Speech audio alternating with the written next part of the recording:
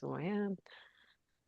I'm going to throw my criteria for my coaching education. Okay, so I want a clearer sense of what is the importance of this route that I'm going on of taking. So I just finished 10 weeks of coaching education, and it was a good decision. The quality was very good. And so I signed up for 27 more weeks of once a week, 2 hours to kind of like um, get certified. Uh, it's a bridge program to build on what I already did, and so other people paid for it. It wasn't a financial problem. So my criteria for gaining more coaching skills and certification is I will have improved my lifelong skill of coaching people. I'll increase the quality of my life because I'll be coached as part of the process. That's part of what you do. I will learn things that support my larger life purpose around getting ideas out there, teaching coaching as a skill, motivational interviewing tools, and then um, those things need to happen for my to continue. If those things are not happening, I will drop out of the 27-week program. And ideally, I would it would help me with my career aspirations. I'd make some lifelong friends, and self-compassion has been my goal since I quit my job 2 years ago. So I wanted to get that motto that that I approach this work, but I also want you to know that when I ask myself those coaching questions, I know that this education is important to me, like 1 to 10 at 8. I'm confident at a level 10 that I can get a lot of value from it. Whether I work part-time as a coach is like important at the level 6. I prefer to work in learning development, and I'm confident at a level 9. So I am confident I can do the work, um, and learning is more important to me than it being a source of income. I feel like teaching classes is those are two things I don't particularly want to do. I'm still looking for a full-time job. So as I think about, I asked AI how much should I be studying, and so instead of asking all of you to figure that out, it said basically 1 to 2 hours per week, 3 to 5 if you ask the other tools. So, and I made a study plan. I definitely will enjoy learning with other people. But if you see any red flags about my potentially taking on this part-time job as a coach, because it's a way to speed up the certification, basically to get paid hours. What they do, if you don't know, is you get in, let's say I was going to do 500 hours of coaching certification. When you're bartering with other coaches, that's considered paid because you're paying with your time. So a certain number of your hours need to be paid. So, but bartering is one way for it to be paid. Like you are coaching the other person and they are coaching you.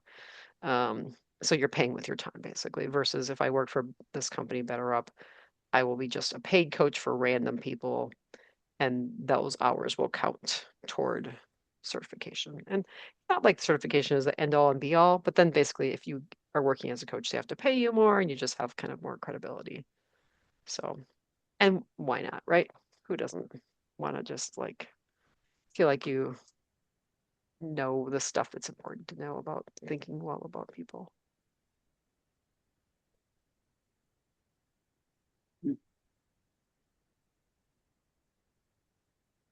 Beyond the motto, um, are you looking for reflection on the level of commitment toward versus the potential, um, not outcomes, but are you curious about, are you placing your time in the right areas and the relevance of Yes. this work? Okay. Yeah, because it really helped when I was working for Data Visualization Society to have the backing of this group. Yes, you will learn good things. That has come to be the case. Um, and I have, let's just say, 30 years of listening to people through peer counseling. So it's like there's Mm-hmm. not going to be a lot of fresh experiences of life that are going to happen through this coaching program, but it is a different take on it. It's much more future oriented versus past oriented. And like I said, the 10-week program was pretty useful in terms of I will use that time well. Anytime I'm Mm-hmm. practicing, like the quality of my life will go up. I will get people's actual help. And I do think people get smarter through being listened to. So that's why I have no doubts about the education piece. It is the second piece of should I be doing this for money? And would I cut into my learning and development future plan, which is still my working plan? I don't know. And you sounds like you've mapped out the time commitment though, and you are you concerned that the physical actual hours to commit is the conflict to your long-term goals? So are you concerned that maybe this is just a detour that you don't need to take? Yes. Okay, okay. Yeah. Especially I Yeah. remember you can't do it all. But you can't do it wrong. That's right. That's why I'm Yeah, consulting with all of you. yeah. Uh, and I will have no problem just saying to hell with this and quitting that job if it and quitting the whole certification. I feel very loose ties to the whole thing. I just know it's like I'm in this transition period and this is something that my friend Taz like threw in front of me. It's not something I sought out. She's like, well, they're training all these Dare to Lead facilitators. And so they were a lovely cohort. They were probably an exceptionally good cohort that I was part Mm, of. And the guy who's leading the ongoing training, he seems to be, well, it helps he's a man, but he also seems to be very about democratizing coaching. So he and I are very value aligned. He was doing it, trying to make it as cheap as possible to get that tool out there.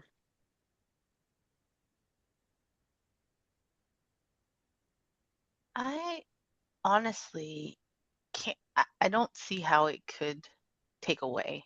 Like, there's nothing inherently. I was like, oh, can you send me that information? Because I was kind of interested, except I have nothing else to add to my life. But I think, and I know someone who was part of the initial cohort of that, and it's no longer serving her, but it was a great experience while she was there. Mm-hmm.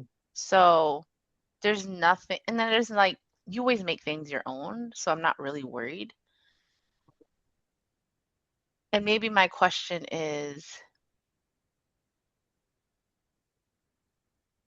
in all the thoughts that you've been through in considering this, is there an aspect of you or what you're doing you haven't considered?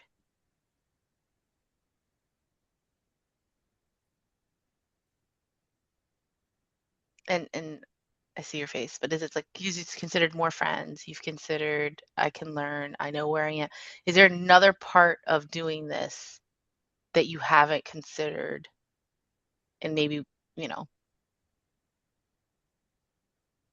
I mean, the one direct person in my life, Charles Vogel, wrote The Art of Community. He's like, how is this going to help you get toward your goals? And I was like, thank you, Charles, for being plain spoken, because I like that about you. And so that is like, would someone who, yeah, because facilitate, so that is what is my ultimate goal? I do want to spread good ideas. One of those ideas has always been peer coaching. It is more of a group based. But still, to do really good group based, it's good to understand how the hell to do it well. And that takes a little sinking in over time of like it's about the other person's agenda, not your own, their values, not yours, making more space. And I'll say as well that I have loved how AI enmeshed coaching is becoming, where you get human feedback as well as AI feedback on your coaching. So it's a very concrete way that I'm learning about AI of like, how can we I'm encouraging people to be coached by AI, and so is Krista Neff, the self-compassion person. So the more I can kind of know, where are the limits of that feels like a useful understanding. So back to your question, Filson, I don't know.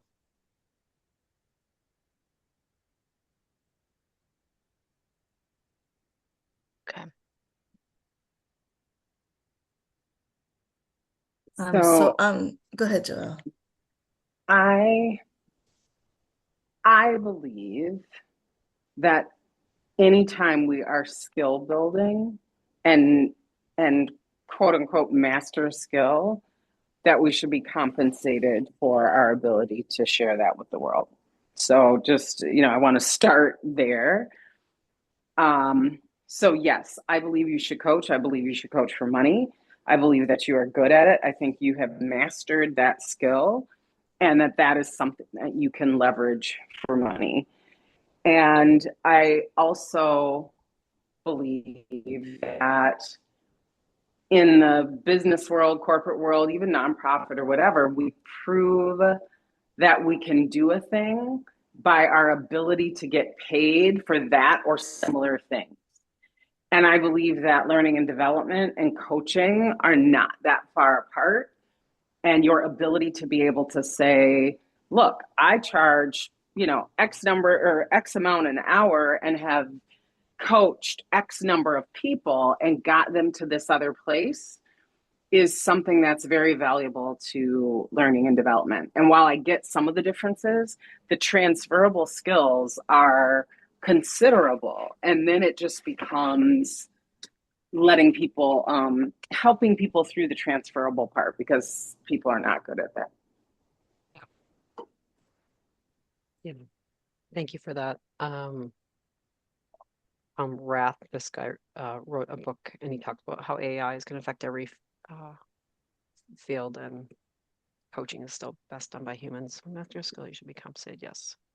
Thank you for that, Ray. All right. I hate to run my own show, but Philson, would you take up the timer? And I'm going to go off screen because that seems to work well for me. Okay. I can see it in the when you go. Oh, yes. Thank you. I Yes. So forgot. if you just all the times. I'm not on the app. Bree, can you see the timer on her screen? Yeah, You can see 13. her. Yeah. Okay, so then you're gonna have to do 13 it because minutes. I can't see it. Okay. All right. Well, now that I can talk about her, we started this conversation while we were waiting for others to join. Linda had an example of a woman she was helping to see her value, her worth. And I shared the example of high level with Raina Filson, a nurse who's going into industry as a clinical educator, but can't see her value. And Linda, now you're right there with those two women. You're a lifelong learner.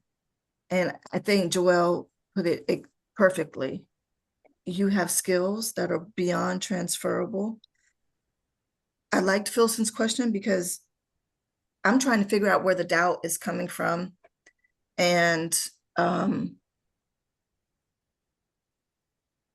think it's a beautiful step for you, for what you have already done with L&D, and you would be an amazing coach, and you should get compensated for that because you'll change people's lives. And sometimes we think about, like I was saying, you want to give more than you receive, and we talked about the art of receiving, or leaning into receiving. Maybe that concept is coming into play here too. I'm all for it. I'm like so excited for you to do this. I think it's a validation of your unique ability to influence people in a positive way. And you said it's not a significant time. You're able to manage your time, and you already know where your cutoffs are. If you're not being fed by it, you already know when you need to shift and remove it from your plate. So that's what I'm thinking. Filson, Joelle.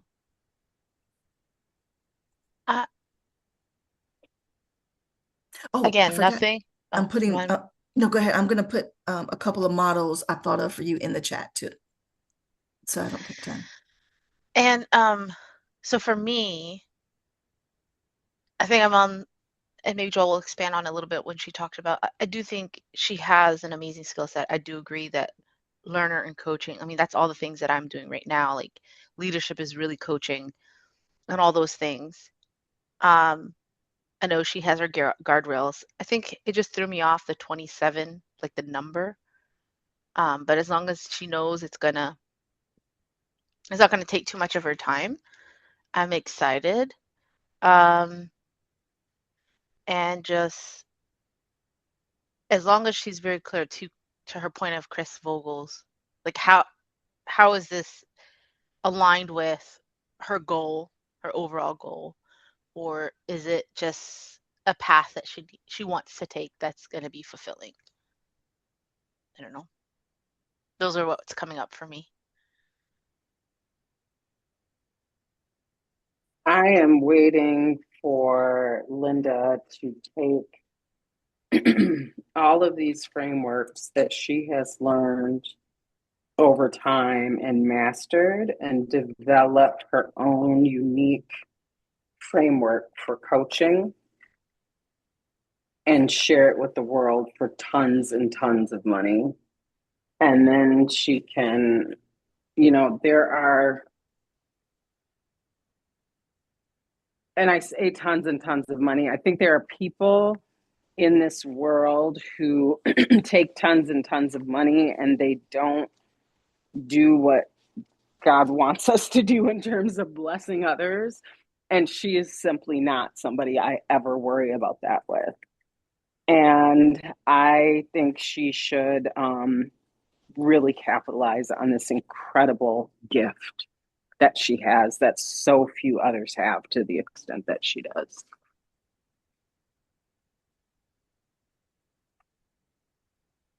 So that's my thought. That thought there. The time doesn't worry me. She'll know when to quit. And yeah. And who knows, through that coaching, she may even meet the person who is going to hire her or introduce her to her next role. Mm-hmm. Mm-hmm. So, Linda, your request was for a motto. So I love this because I was so happy to help Filson with her theme of radical self-protection, which I tell her like once a week. I just think it's so snazzy. So a couple of fun ones for you to noodle on. Build the self, lift the world is where this additional education for you and coaching, and then what you're going to do with it.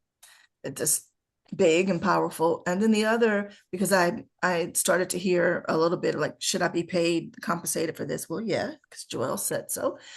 Grow in service and earn in integrity.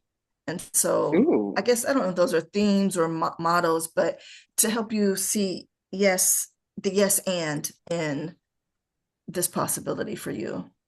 So we can play on those or put them in chat and see what else it gives you beyond those two. I like that, earn and integrity. That's nice. Yeah.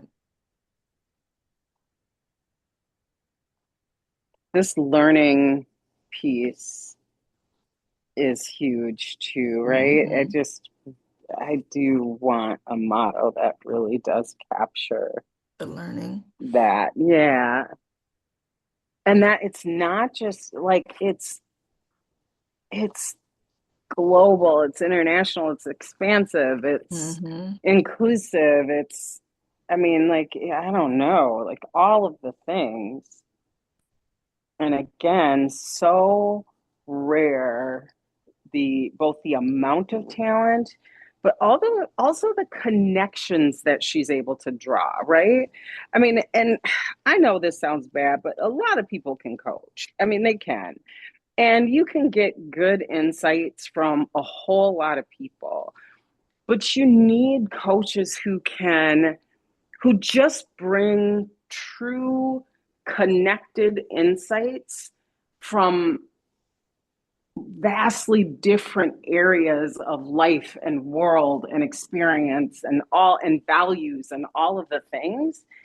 And that not everybody can do. And she does that. She does it naturally. So I don't know what motto, you got to give that one to ChatGPT and tell it to put all that in. And I like to start with a few that like you're capturing the feeling, but you're asking ChatGPT to give you the right words. So I like how you said that, Joelle. It's so much bigger on the front end, the learning and all of those things. But here's some, I just dropped in learn deeply, or I don't know. come back 2 minutes early. Okay. So actually it's time then because we've got 4 minutes left for the session. So looks like Linda, it's time for you to come on back. I almost missed it, guys. Yeah. Yeah. I love all of your good thinking. I already felt like this is how I am. I already felt like I had received what I needed with Bree's advice to Filson around can't do everything and you can't do it wrong. So I was like, okay, well, we already got a slogan, but then Mhm. Bree, what the thing you said about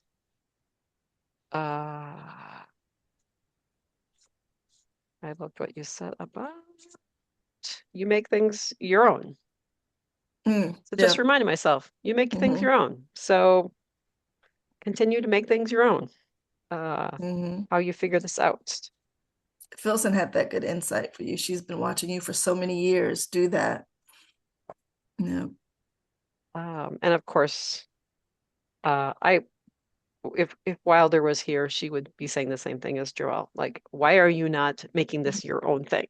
And Yeah. then push back because it's like, yeah, it doesn't seem like that's where I want to put my energy is making my own thing. Which did we lose?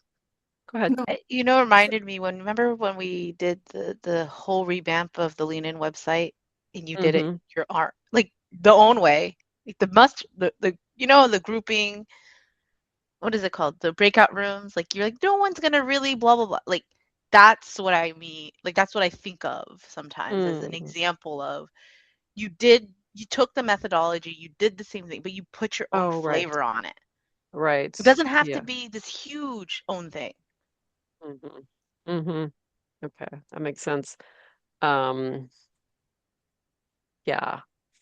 Of Well, my course. thing is you're putting your energy into it anyway already, Mm. right? Just how do you if you have a certain amount of energy, right? How do you redirect it in a way that serves multiple purposes, right? And so maybe one of those things is to develop your own framework because it will help the world and in that get to your ultimate purpose, right?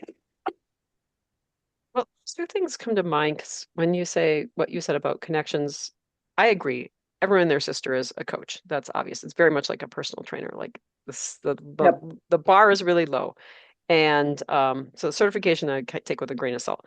But so what you said, your unique value proposition, all that is around the connections and insights. And I now that I have like I coached someone 6 times and talking with her about moral injury, and only because I've experienced it personally.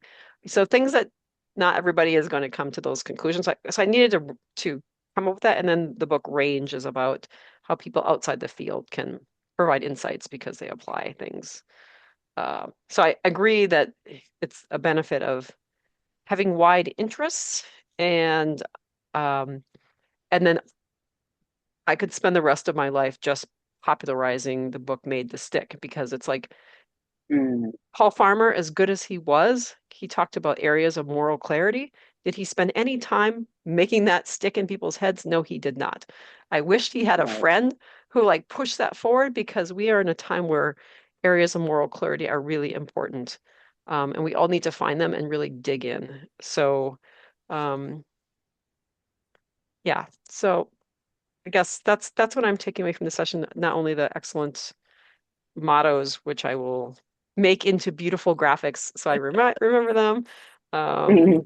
Build the self, lift the world, grow in service, earn in integrity.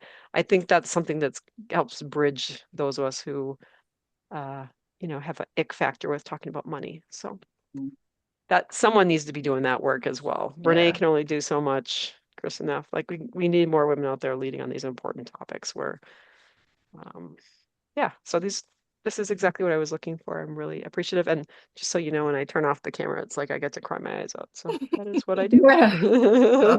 That is still That's the funny. beauty of going off screen is like this, I get to be listened to by these awesome people and they think highly of me and it's a big deal. And that takes Yeah. us back to what you said is where is the doubt coming from? And now I see it in other people and I'm like, years and years of being undermined. That's where it comes from. Mm, And we don't want that Yeah. to happen to anybody, and we don't want to blame anyone for their self-doubt because they come by it honestly. So True. That is a fact. That's, I'll stop my time. yeah. Stop.